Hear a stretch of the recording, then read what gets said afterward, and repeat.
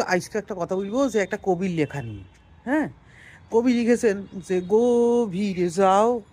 সুর যিনি করেছেন কি হয়েছে, সুর আর লেখা কি হয়েছে সমার্থক হয়ে গেছে। এখন আমি আলাদা করতে পারবো না যে কোনটা সুর কোনটা মানে লেখা।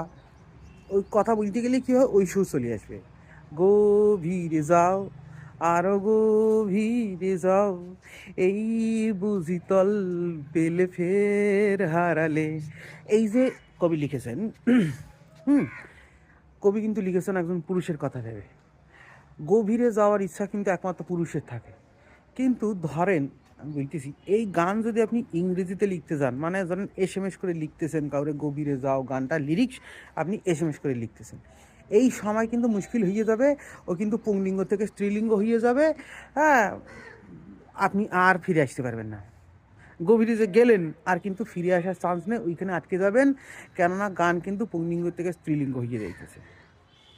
এইটুকু বললাম, যারা বুঝবেন না তারা ফলো করবেন, কারণ এই কিন্তু আমি বিশ্লেষণ করে বোঝাইতে পারবো না। ওইটুকুই শেষ কথা।